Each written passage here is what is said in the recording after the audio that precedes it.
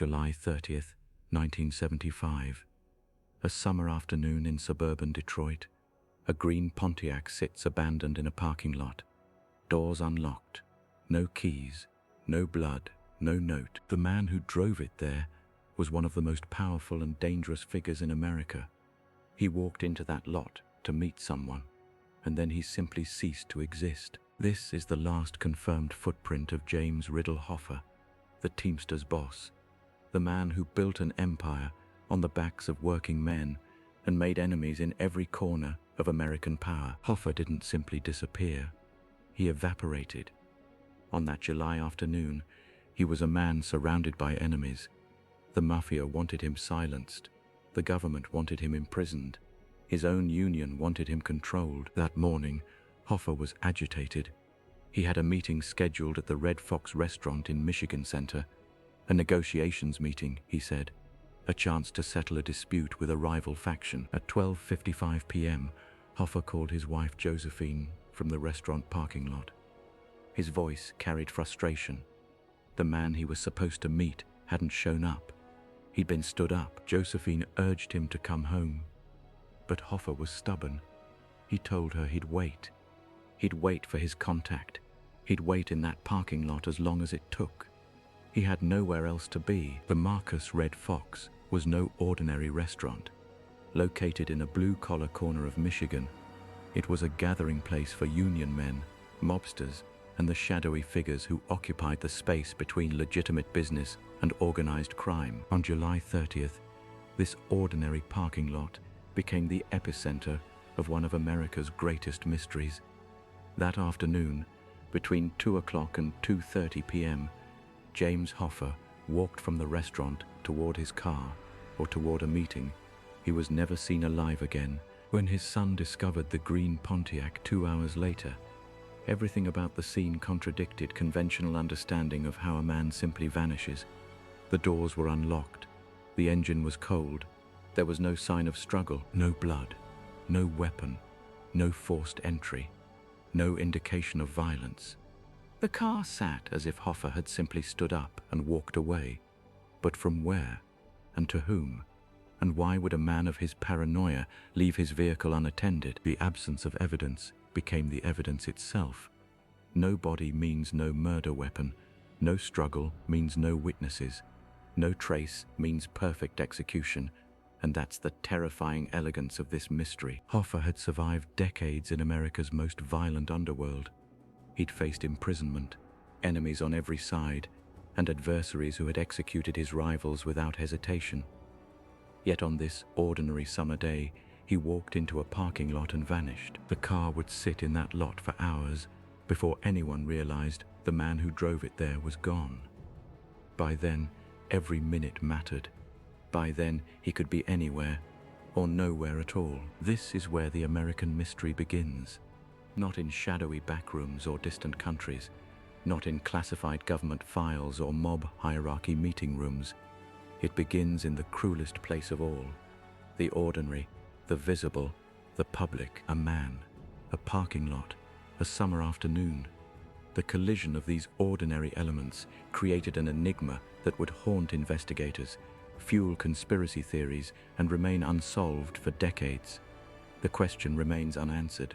Where did James Hoffa go? Jimmy Hoffa was not born into power. He was born into hunger. Brazil, Indiana, a coal mining town where the earth itself seemed cursed. In 1913, when Jimmy Riddle Hoffa entered the world, his father was already marked by the mines, a driller pulling precious black stone from depths that would ultimately claim his life. Johnny Hoffa was a laborer, a man whose hands bore the permanent stains of toil. He worked 12-hour days for pittance, coughing up black phlegm into handkerchiefs, knowing full well that the mines were slowly consuming him from the inside out. His wife, Viola, kept their household together through sheer force of will. Young Jimmy was the last child, born into a family already stretched to breaking. He had 3 older brothers and a sister. There was never enough food, never enough heat in winter, never enough hope. The Great Depression came just as Jimmy turned 16, but for families like the Hoffas, The depression had never ended. In 1924, Johnny Hoffa died. Not suddenly, that would have been a mercy. He died slowly, choking on his own lungs, his body finally surrendering to the coal dust that had infiltrated every cell. Jimmy was only 11 years old when he watched his father's slow collapse into death. His father's death was not marked by the company with a pension. There was no insurance, no severance, no acknowledgement. Johnny Hoffa simply stopped existing in any official capacity. The mines had used him up and discarded him like slag. This was the foundational truth that would shape Jimmy's entire worldview. The system was rigged. The bosses owned everything. Workers were expendable. Viola Hoffa made a decision that would change everything. She packed what little they owned and moved the family to Detroit. It was 1925. She had heard there were jobs in the auto factories, opportunities in the northern industrial heartland. It was a desperate gamble, but staying in Brazil meant slow starvation. Detroit in the late 1920s was a city of raw industrial ambition. Factories churned day and night. Workers poured in from across America and around the world, all seeking the same thing, a paycheck that might keep their families alive. Jimmy Hoffa, now a skinny 14-year-old with coal dust still under his fingernails, became just another anonymous worker in this vast machine. His first job was at a Kroger warehouse, loading and unloading freight trucks, 10, 12, 14 hours a day. The pay was meager, the conditions were brutal. Older workers were disposed of without ceremony when they could no longer keep up. Younger workers like Jimmy were treated as replaceable equipment. But something was happening in Jimmy's mind during those endless warehouse shifts. He was watching, observing, noticing which workers were treated worse, which were favored, where the power actually flowed. He was learning the invisible architecture of exploitation. In 1931, the strawberry season arrived. The Kroger warehouse received massive shipments of fresh fruit from Florida. It was seasonal work, intense, exhausting, and miserably paid. The company hired teenagers knowing they were desperate and would work for next to nothing. These were the strawberry boys, expendable labor for a temporary rush. Jimmy Hoffa, now 18, looked around at his fellow strawberry boys. Most were younger than him, many were from even poorer circumstances. They were being paid 35 cents per hour, which barely covered rent, let alone food. The warehouse managers were deliberately understaffed to maximize profit on this seasonal rush. Hoffa made a decision that would define his life. He organized a strike. Not alone, he convinced the strawberry boys to walk out together, to demand better wages and working conditions. He was a teenager with no authority, no official position, but he had something more powerful. He understood what it meant to be hungry, and he knew how to speak to that hunger in others. The strike lasted several days. Kroger management brought in police to intimidate the strikers. There was shouting, pushing, the ever-present threat of violence. But the strawberry boys held firm, and remarkably, they won. Wages were increased. Hours were reduced slightly. It was not a total victory, but it was real. This was Jimmy Hoffa's first taste of power. Not the power of money or position, but the power of organization, the ability to move people toward a common purpose. He had witnessed what collective action could accomplish. He had felt the intoxicating effect of being listened to, being followed, being respected. The victory, however, came with a cost. Kroger managers blacklisted Jimmy Hoffa. He was a troublemaker, a radical, a union agitator. Word spread through Detroit's warehouse district. Other employers were warned, but this rejection only hardened his resolve. The system had rejected him, so he would fight the system. By his early 20s, Jimmy Hoffa had crystallized a worldview that would never change. The bosses were enemies. The workers were brothers in a common struggle. Morality was determined by loyalty. Violence was sometimes necessary. Mercy was weakness. Win or lose everything. There was no middle ground. This was not yet the corrupt Hoffa who would emerge in later decades. This was still the fighting Hoffa, the organizer convinced he was battling for justice. But the seeds were already planted. The ruthlessness that would later curdle into organized crime was already present, waiting only for opportunity and rationalization. Jimmy Hoffa had survived coal dust and poverty. He had survived his father's death and his family's near destruction. Now he was learning to survive the machinery of industrial capitalism. Everything he would become, the power, the ambition, the ruthlessness, the paranoia, was already being forged in the heat of Depression-era Detroit. By the 1950s, Jimmy Hoffa was no longer just a local organizer.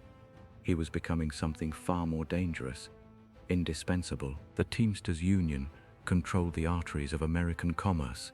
Without them, the nation's economy would grind to a halt within days. Hoffa understood this power intimately. He had climbed from the warehouse floor in Detroit to the highest echelons of the International Brotherhood.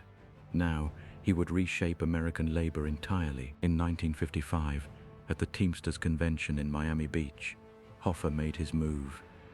He ascended to the position of Vice President of the International Brotherhood, positioning himself to inherit the throne. But power at the top meant nothing without control at the base.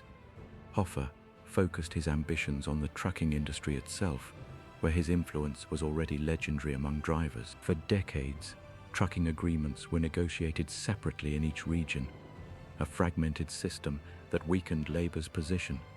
Hoffa envisioned something revolutionary, a single master contract uniting every freight driver in America. The trucking companies fought him ferociously.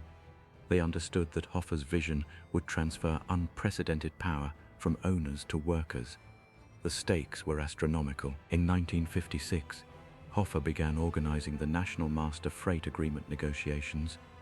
Trucking companies that had always negotiated individually would now face a unified labor force. For the first time, every freight driver would be covered by a single contract. The negotiations lasted months.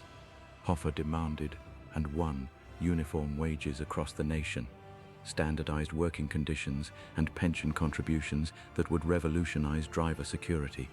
No company could offer less and remain competitive. When the agreement was finalized in 1957, it covered 400,000 truckers across the nation.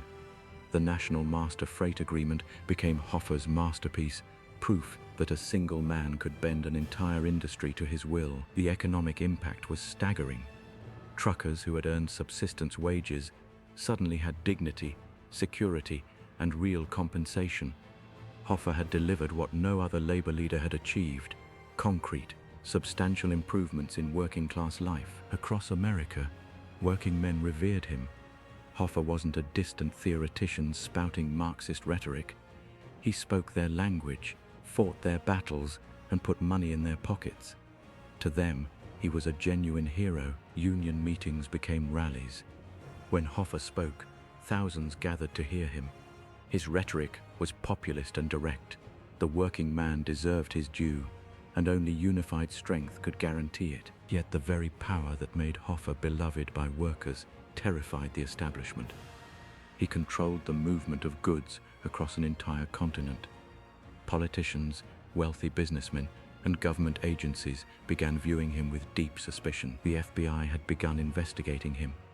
The McClellan Committee in Congress was gearing up for hearings on labor union corruption, and federal prosecutors were looking for any weakness in Hoffa's armor. But Hoffa moved with remarkable confidence. He had consolidated power so thoroughly that he believed himself untouchable.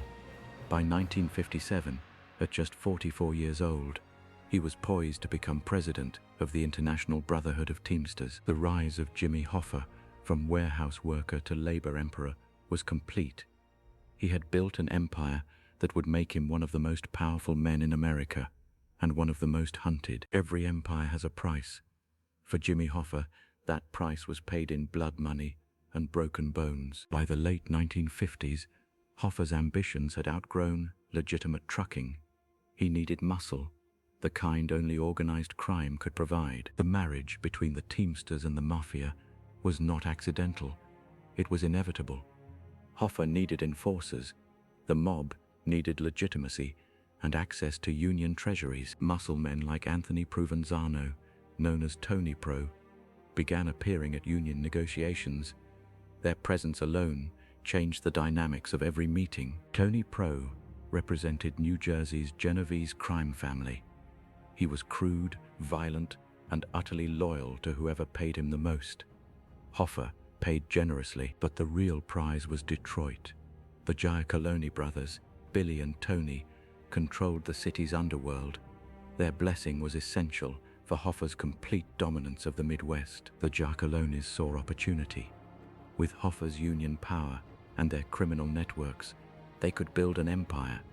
The arrangement was sealed with handshakes in dark restaurants, yet the Teamsters controlled something far more valuable than muscle. They controlled money, specifically the Central States Pension Fund, a treasure chest worth billions. Hoffa had consolidated control of this fund with stunning speed. By 1960, he essentially controlled billions in pension dollars meant for retired truckers. The mob immediately recognized what this meant. The Central States Fund became their personal bank. No audits, no oversight, no questions asked. Mob-connected lenders would approach Hoffa with projects. A casino in Las Vegas, a resort in the Bahamas, a hotel in downtown Chicago. The fund would invest. These loans had a peculiar feature. They were rarely repaid. The mob kept the money. The fund received nothing. Hoffa allowed this systematically. Between 1958 and 1966, the Central States Pension Fund loaned nearly $150 million to mob-connected businesses. That money built Las Vegas as we know it. The Flamingo, the Stardust, the Tropicana. These weren't legitimate investments. They were laundromats. Money laundering operations on a staggering scale. Hoffa's reward was substantial. The mob funneled cash directly to him, sometimes as political contributions, sometimes as simple envelopes of $100 bills. He bought property in Florida. He invested in real estate developments. His family lived in luxury while union members struggled to retire with dignity. But there was a darker payment. Hoffa now owed the mob in ways that transcended money. He was their creature.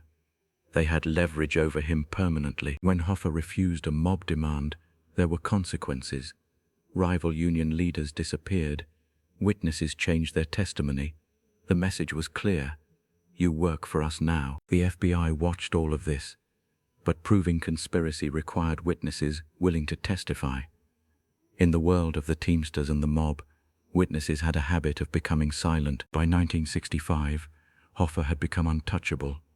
He controlled the largest union in America.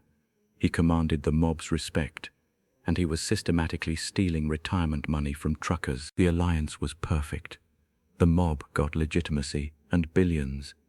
Hoffa got power and wealth beyond imagination, and the working men paid the price. This deal with the devil would define everything that followed. The feds would intensify their investigation. The mob would demand repayment in blood, and Hoffa would discover that no power on earth could protect him. Two men, one vendetta, a pursuit that would consume a decade and reshape American power. Jimmy Hoffa controlled the Teamsters Union. Robert F. Kennedy wanted him destroyed. The McClellan Committee hearings began in 1957. Television cameras rolled. America watched. Robert F. Kennedy, the committee's relentless chief counsel, was 29 years old. His target, a man 14 years his senior, already a legend in organized labor. Hoffa had risen from poverty to command over 1 million Teamster members. His methods were brutal. His connections ran deep into the underworld. The hearing room became a battlefield. Kennedy attacked with documents, testimony, and an almost religious zeal. Hoffa responded with contempt and defiance. Kennedy's questions were surgical. He had spent weeks preparing, assembling evidence of corruption, racketeering, violence. Every word was designed to provoke and expose. Hoffa claimed memory loss. He took the Fifth Amendment constantly. He smiled mockingly at Kennedy's accusations playing to the cameras. The public was mesmerized. Television brought the feud into living rooms across America. This was political theater at its most visceral. Kennedy's hatred became personal, almost biblical. He saw Hoffa not as a labor leader, but as a criminal who must be stopped at any cost. The hearings continued for years.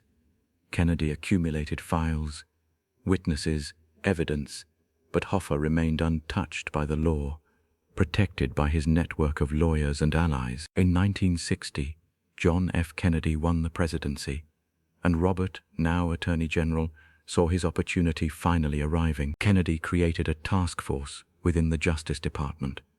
Prosecutors, FBI agents, investigators, a singular mission: get Hoffa squad. The vendetta went from hearing room to federal prosecution. They investigated every angle: bank fraud, pension fund manipulation, extortion, conspiracy. Kennedy's team worked 18-hour days, driven by an almost evangelical obsession. Hoffa knew what was coming. He hired the best criminal defense lawyers money could buy. The battle escalated into a full-scale war of resources and will. The personal dimension of their conflict was extraordinary. Kennedy viewed Hoffa as evil incarnate. Hoffa saw Kennedy as a spoiled rich boy playing with power. Friends of Kennedy reported his obsession was total. He spoke of Hoffa constantly, analyzing his movements, predicting his next steps. The vendetta consumed him. By 1962, the Get Hoffa squad had expanded dramatically. FBI agents shadowed him constantly. Wiretaps monitored his communications. The net was closing. Hoffa remained defiant. He drove luxury cars, wore expensive suits, and mocked the government's efforts. But privately, he was terrified of Kennedy's relentless machinery. The vendetta became a defining feature of the Kennedy administration. Civil rights, foreign policy, everything took second place to the obsessive pursuit of one man. Some allies questioned Kennedy's intensity. Was this justice, or something darker? A personal crusade masquerading as law enforcement? Kennedy's response was always the same. Hoffa was guilty. The evidence would prove it. The pursuit was just, and it would not stop. In 1964, they finally struck. Federal charges filed: jury tampering, conspiracy, mail fraud. The moment Kennedy had been working toward for 7 years had arrived. Hoffa faced trial. Kennedy's team prepared their evidence meticulously. For the first time, the Teamster boss seemed genuinely vulnerable. But the vendetta was far from over. Kennedy's assassination in 1963 had already shifted the political landscape, and Hoffa's legal battles would continue for years. The feud between Kennedy and Hoffa remains one of America's most personal political vendettas. Two titans locked in a battle for dominance, legacy, and vindication. For decades, Jimmy Hoffa had operated above the law. But in 1964, his luck finally ran out. Convicted of jury tampering and fraud, Hoffa faced the unthinkable: prison. Years of legal battles had exhausted every appeal. In March 1967, the man who had built an empire from nothing entered Lewisburg Penitentiary. The untouchable Kingpin was now inmate number 13484. Hoffa's world had inverted. The man accustomed to commanding thousands now answered to guards. His cell became his kingdom, 12 feet by 7. But Hoffa's imprisonment created a vacuum in the Teamsters, and waiting in the shadows was Frank Fitzsimmons, a man Hoffa had groomed as his successor. Fitzsimmons was loyal, or so Hoffa believed. A longtime Teamster lieutenant, he assumed the role of acting president while Hoffa rotted behind bars. From his cell, Hoffa orchestrated union business through visitors and letters. He controlled the Teamsters from 1,300 miles away, or so he thought. The fatal mistake was Hoffa's belief that Fitzsimmons would remain his puppet. But power, once tasted, is rarely surrendered. Fitzsimmons began consolidating power. Union contracts were renegotiated. Alliances shifted. The acting president was becoming the permanent one. By 1969, Hoffa's worst fear materialized. Fitzsimmons announced he would seek permanent election as Teamster president, ending any hope of Hoffa's return. Hoffa's rage was profound. The man he had trusted, the man he had trained, had betrayed him utterly, and there was nothing he could do from behind bars. For the first time in his life, Jimmy Hoffa was powerless. His empire was being dismantled by the man he had selected to inherit it. Hoffa's sentence was 13 years.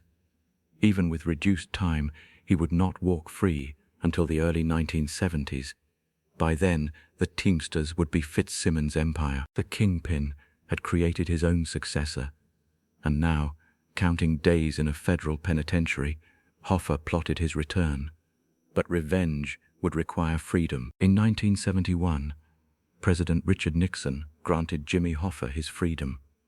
But was it a pardon or a poisoned gift? After 4 years imprisoned in Lewisburg Federal Penitentiary, the Teamster boss, who had defied the government, seemed on the verge of vindication. Nixon's commutation arrived like a lifeline. Hoffa's legal team celebrated. The Union awaited his return. Yet within the presidential proclamation lay a condition so restrictive it would haunt him for nearly a decade. The restriction was explicit. Hoffa could not engage in any Union activity until 1980. It was a cage disguised as clemency, a trap wrapped in presidential mercy. The critical question emerged immediately. Had Hoffa agreed to this condition? His attorneys insisted he had not. They claimed he was coerced into silence, warned by shadowy intermediaries that refusing the pardon would mean decades more in prison. The timing raised eyebrows among Washington observers. Nixon faced mounting pressure from Watergate. His presidency was fragile, yet he extended mercy to a labor boss convicted of jury tampering and fraud. Sources whispered of a deeper arrangement. Teamster boss Frank Fitzsimmons had grown powerful during Hoffa's absence. Some alleged he orchestrated the restrictive clause deliberately, ensuring Hoffa could never reclaim his throne. The alleged exchange was stunning in its audacity. Fitzsimmons and Teamster leaders would deliver campaign contributions and Union voter support to the Nixon administration.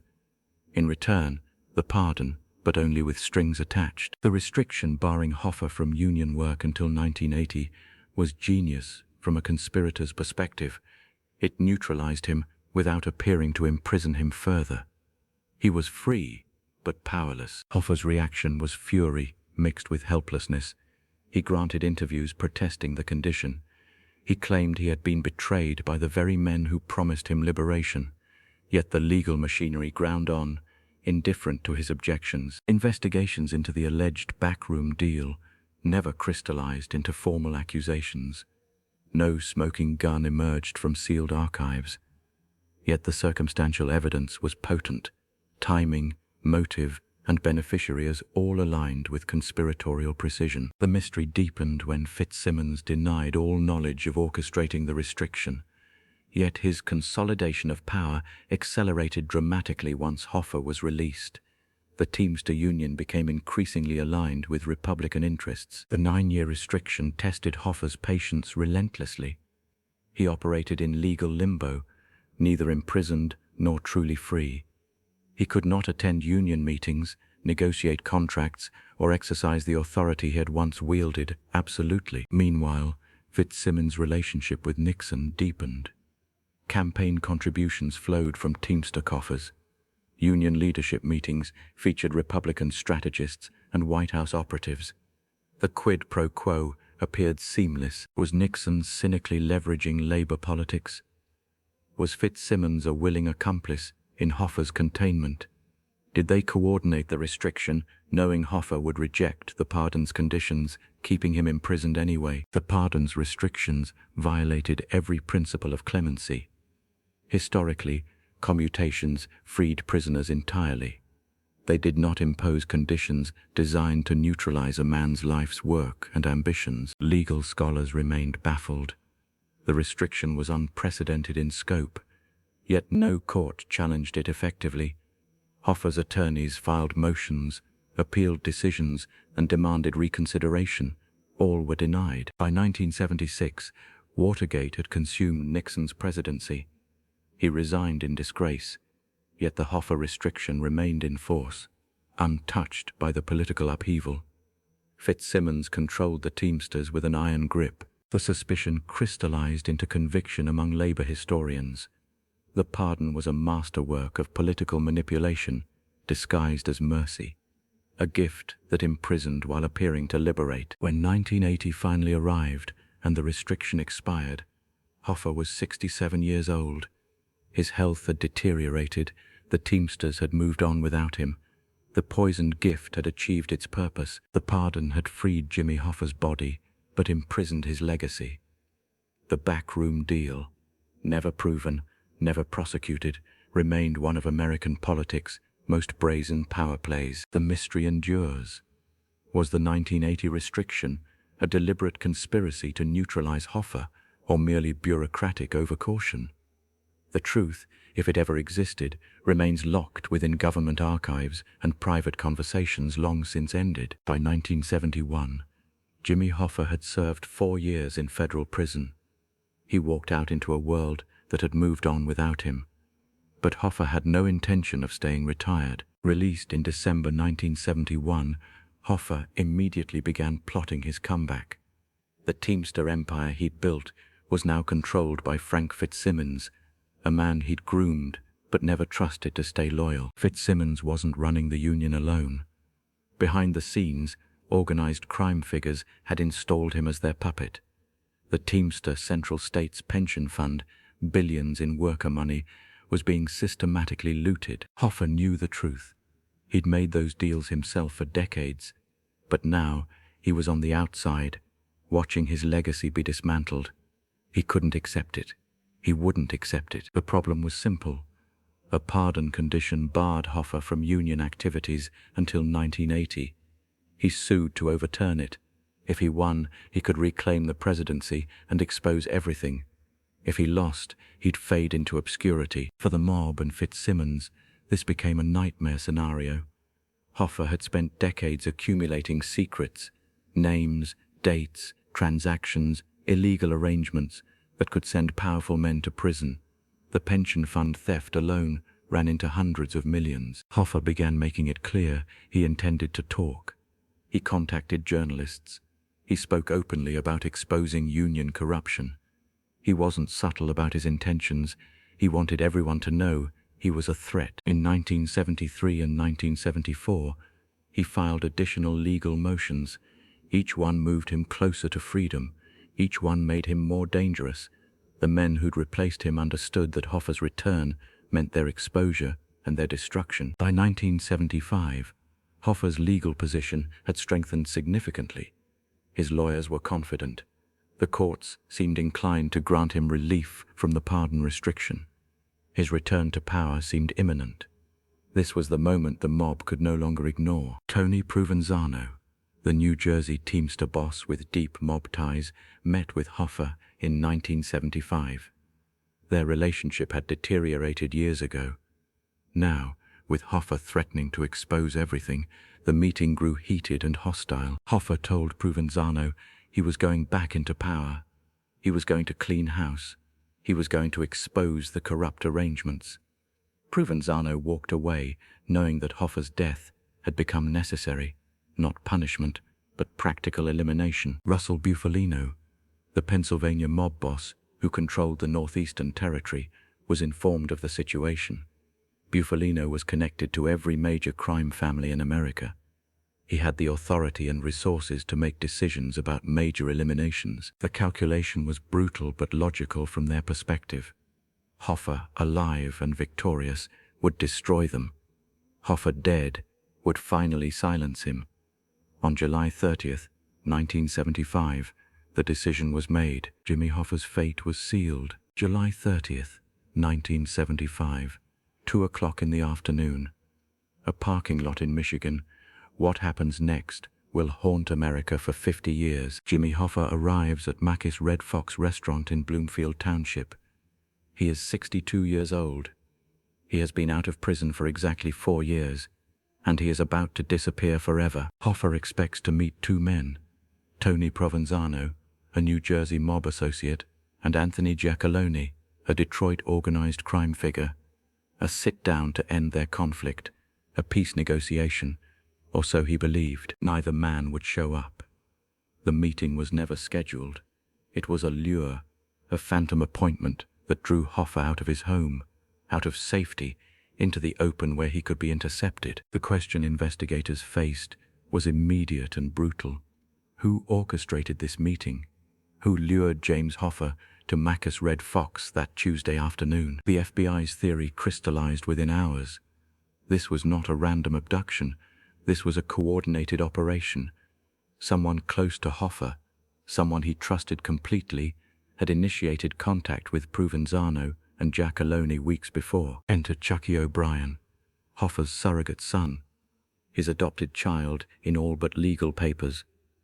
The man Hoffa loved more than many of his own blood relatives, the man he trusted with his life. Chucky O'Brien had been present at union meetings. He knew Hoffa's schedule intimately. He had access. He had motive, or at least so the FBI believed. He was the perfect inside man, but the smoking gun, the physical evidence that changed everything, arrived within 72 hours. A maroon 1974 Mercury Brougham. Unremarkable, common, except for one detail. Chucky O'Brien had borrowed it the morning of July 30th. The car's owner, a man named Marty Malaya, confirmed this to police. Chucky had called that morning. He needed a vehicle. He needed it urgently. He returned it in the evening with the mileage altered. The odometer had been run backwards. The evidence was circumstantial but electrifying. Chucky O'Brien had accessed a vehicle. That vehicle had traveled approximately 14 miles on the day Hoffa vanished. Enough distance to drive to Macus Red Fox and back. Witnesses reported seeing a maroon Mercury in the parking lot that afternoon. A man inside had waved at Hoffa. Hoffa had approached. Then the car drove away. Hoffa was never seen again. The FBI immediately pivoted their investigation toward organized crime. They believed this was not a simple kidnapping. This was an execution ordered by the mob, but executed through a proxy, someone Hoffa would never see coming. The theory was elegant in its brutality. Hoffa had made powerful enemies. His union politics, his refusal to accept mob authority, his attempts to reclaim leadership, all of it had marked him as expendable. But who gave the order? Was it the New Jersey faction, the Detroit crew, or someone from Hoffa's own past, someone he had crossed decades ago, now collecting the ultimate debt? Chucky O'Brien denied everything. He claimed he had nothing to do with the maroon Mercury. He claimed the mileage had been reset by someone else. He maintained his innocence until his death in 2013. Yet the evidence circled him. Phone records showed calls between O'Brien and known mob associates in the days before July 30th.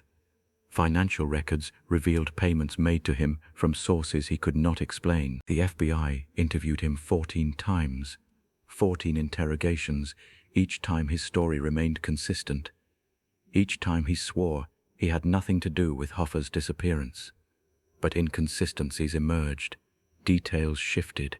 Timelines became murky. The maroon Mercury disappeared from evidence storage in the late 1970s.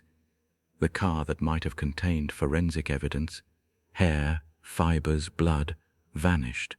A stunning breach of protocol or deliberate destruction of evidence. Without the car, without physical evidence, without witnesses willing to testify, the case became a puzzle of shadows. Chucky O'Brien was never charged. He lived another 38 years as a free man, carrying the secret or the guilt to his grave. But the FBI never wavered. Their conviction remained absolute.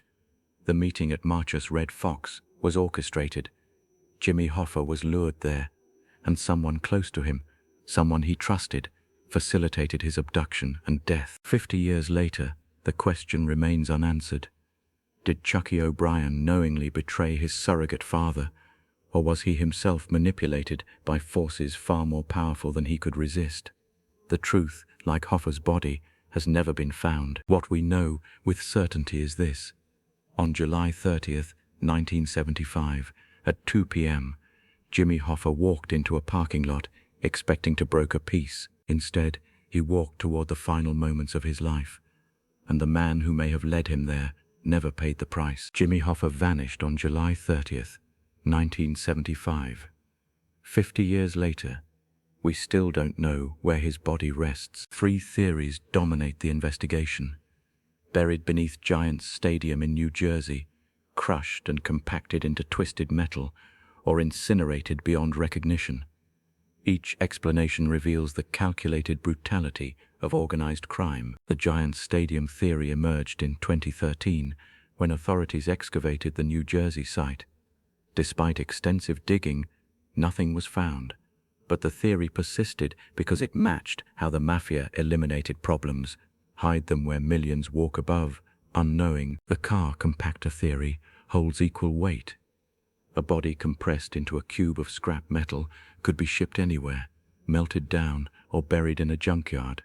No dental records, no fingerprints, just twisted steel and mystery. Cremation offered the cleanest solution.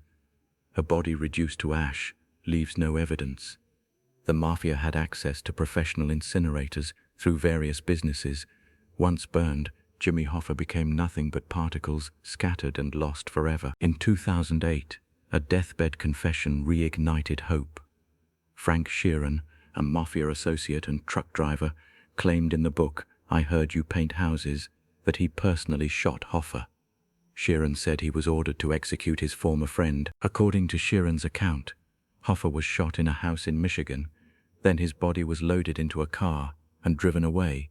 He claimed the corpse was later cremated. Law enforcement investigated, but found no corroborating evidence. The Sheeran confession came with significant doubts. Critics questioned his timeline, his access to crime scenes, and his motive for confessing so late. Some details contradicted known facts about Hoffa's disappearance and the Mafia's operations. The Mafia's code of silence proved more powerful than any confession. Omerta, the rule of absolute secrecy, meant that even if someone knew the truth, speaking would mean death. This wall of silence has never broken completely. What made Hoffa's disappearance unique was the complete absence of a body. In most mob killings, law enforcement eventually recovers remains, however fragmentary. But the Hoffa case produced nothing. No bones, no teeth, no DNA. The Mafia understood modern forensics by 1975. They knew that professional disposal, whether through incineration, compaction, or burial in strategic locations, could render a body unrecoverable. This knowledge shaped how they eliminated high-profile targets. FBI investigators pursued over 200 leads. They drained swamps, excavated basements, and followed cryptic tips from informants. Each search ended the same way. Nothing. The absence of evidence became evidence itself of a professionally executed disappearance. By the 1980s, the case had grown cold. Hoffa's fate remained sealed behind the Mafia's collective silence. The men who knew what happened died without speaking. Their secrets died with them, buried as deeply as any body. The lack of closure transformed Hoffa into something more than a victim. He became a phantom, a symbol of organized crime's ability to erase evidence, silence witnesses, and defy law enforcement. His disappearance remains America's most enduring, unsolved mystery. 50 years after that July afternoon in Michigan, Jimmy Hoffa's family still waits for answers. Without a body, without witnesses willing to speak, and without physical evidence, his killer remains unknown. The concrete, the car compactor, and the furnace all keep their secrets. For 54 years, the earth itself has been interrogated. Shovels have turned soil. Ground-penetrating radar has scanned darkness. Yet Jimmy Hoffa remains unfound. The FBI's obsession with this single disappearance has created the largest case file in Bureau history. Thousands of pages, decades of dead ends. Since July 30th, 1975, investigators have chased phantoms. Every theory, every tip, every desperate excavation has yielded nothing but frustration. The case refuses to die because its central question refuses to be answered. Where is the body? And who, among the dead, took the secret to the grave? By the 1980s, the FBI had developed a working theory. Jimmy Hoffa was murdered by organized crime figures connected to the Mafia. The motive was clear: power and money. But theory and proof are separated by an insurmountable canyon. The Bureau suspected multiple individuals, Russell Bufalino, Tony Provenzano, Tony Giacolone, men with connections, men with motive, men who died protecting their silence. Russell Bufalino died in 1994 at age 91. Tony Provenzano died in 1997 at age 71. Tony Giacolone died in 2001 at age 87. All secrets safely buried with them. The frustration mounted with each passing decade. In 1989, the FBI raided a horse farm in Michigan. Certain they had finally found the location, dogs were deployed, equipment arrived, the earth was torn open, shovels struck nothing but disappointment. The farm yielded no remains, no evidence, just more questions and renewed desperation among investigators who had devoted their careers to this obsession. Throughout the 1990s and 2000s, tips continued to arrive, each one chased, each one investigated, each one leading inevitably to the same dead end. Nothing concrete, only speculation. In 2013, new technology arrived, ground-penetrating radar. The FBI believed they could peer through Earth itself, seeing what shovels could not find. They scanned a New Jersey property. Soil samples were extracted. The soil samples were sent to laboratories. Analysts compared them to control samples from the supposed burial site. The hope once again proved premature. The results were inconclusive. Another year, another failure. By 2021, desperation had evolved into ritual. The FBI, joined by law enforcement partners, began excavating beneath a New Jersey bridge. Drone footage captured the operation. The world watched once more. For 3 weeks, teams dug. Hopes rose with each discovery.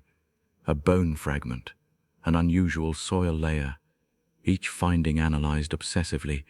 Each one, ultimately unrelated to the case. The 2021 dig concluded with the same result that had characterized every other search for 50 years. Nothing. The Earth had protected its secret. Jimmy Hoffa's final location remained unknowable. The FBI's case file now exceeds 431,000 pages, thousands of hours of investigation, millions of dollars spent. Yet the fundamental mystery persists. The body has never been found. Charles Brandt's deathbed confession from Frank Sheeran provided a narrative, a final explanation after decades of silence. But was it truth or the desperate reconstruction of a dying man seeking redemption? Sheeran claimed responsibility for the murder, describing details of the crime and disposal of the body. His account satisfied some, others remained skeptical. Forensic evidence could not corroborate or refute his confession. Without the body, without physical evidence, without living witnesses willing to testify under oath, the truth has become legally irrelevant. Sheeran died in 2003. The secret dies with him. The obsession endures, because obsession is what remains when answers vanish. Each new search represents a refusal to accept that some mysteries may be eternal, that some truths may be permanently lost. 50 years of digging, 50 years of dead ends, 50 years of suspects who died protecting their secrets. Yet investigators return again and again, convinced that this time, finally, the Earth will surrender its truth. The Hoffa case represents the limits of investigative obsession. No amount of determination can force the Earth to confess. No amount of searching can resurrect the dead. Justice remains perpetually suspended. Yet the FBI continues. New leads emerge, new theories develop. The case file grows thicker. The obsession, like the mystery itself, appears infinite. Some mysteries are destined never to be solved. 7 years. For 2,555 days, the Hoffa family waited for answers that would never come. In 1982, a Michigan court did what the FBI could not: declare Jimmy Hoffa legally dead, without a body, without closure. It was an admission of defeat. The man who built the Teamsters into America's most powerful union would vanish into legend, never to be found. Josephine Hoffa, his wife, faced an unbearable reality. The man she married 42 years earlier had simply ceased to exist in the legal world. No grave to visit, no final goodbye. Their son, James P. Hoffa Jr., was 24 when his father disappeared. The disappearance would define his entire life, propelling him toward the very institution his father had dominated. In 1999, James P. Hoffa became international president of the Teamsters Union. He inherited not just a title, but a shadow that would never lift. The declaration of death changed everything. Suddenly, the mystery became official. The absence became legal fact. Jimmy Hoffa was gone, not just missing, but certified absent from existence. What emerged from the decades of searching was not a body, but a mythology. Hoffa became less a man and more a symbol of a lost America, when labor unions commanded respect and fear in equal measure. The disappearance fundamentally altered public perception.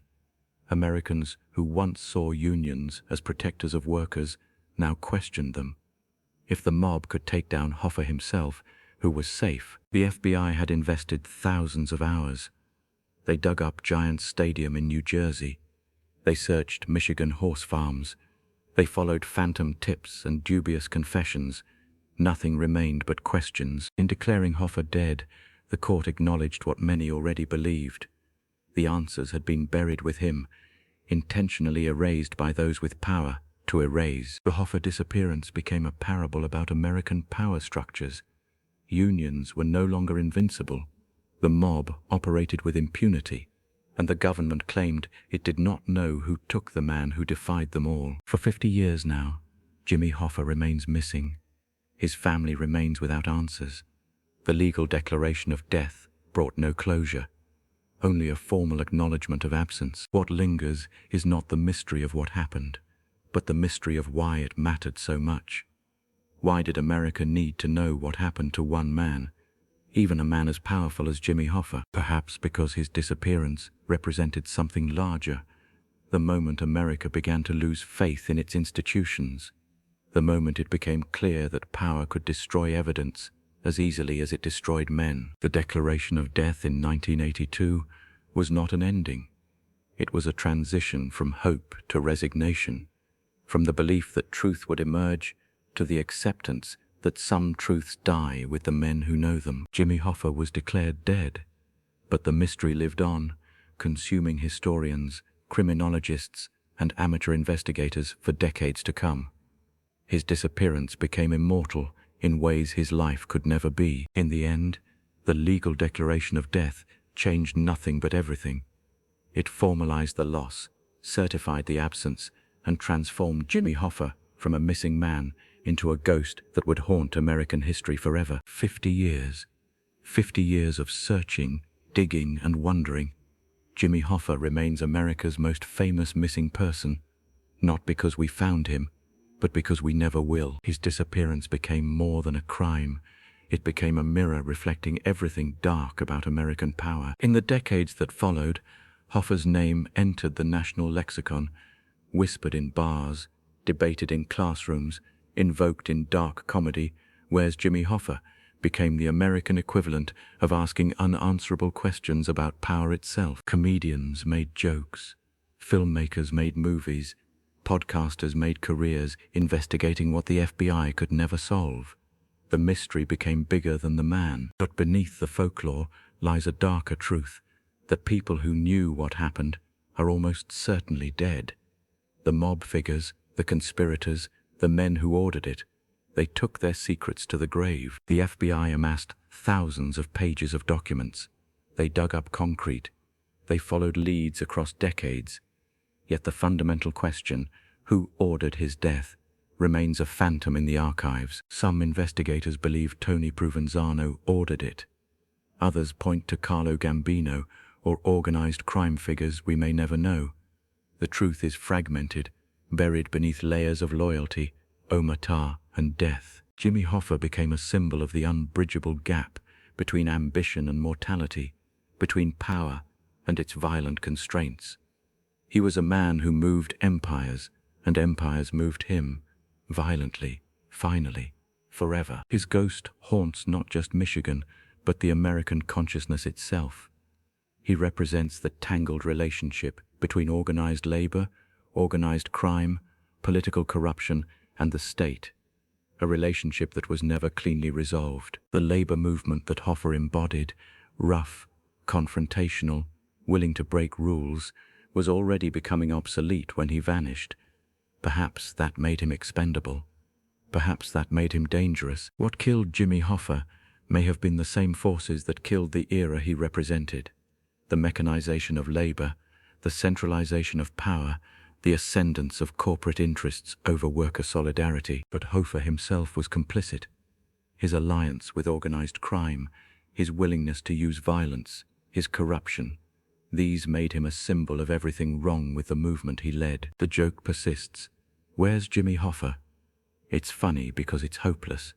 It's dark because we know the answer almost certainly involves a grave that will never be found, a body that will never be identified. Hoffa's disappearance became America's unsolved mystery precisely because it encapsulates an unsolvable problem.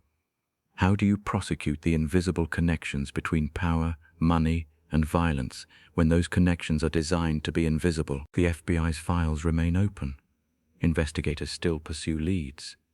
But with each passing year, the mystery becomes less about finding Hoffa and more about understanding why he matters still. He matters because his story is America's story. The collision between aspiration and corruption, between the dream of collective power and the reality of individual greed. That collision never stopped happening. Jimmy Hoffa is gone, but the questions he embodied remain. They define us. They haunt us. They suggest that some truths are too dangerous, too tangled, too deeply buried to ever surface. In the end, the mystery of Jimmy Hoffa's disappearance is the mystery of America itself. The gap between the official story and the shadow story, between what we're told and what we suspect, between justice and power. He remains in the American imagination not as a solved case, but as a permanent question mark. The ghost in the machine of power, reminding us that some mysteries are solved only by accepting their permanence.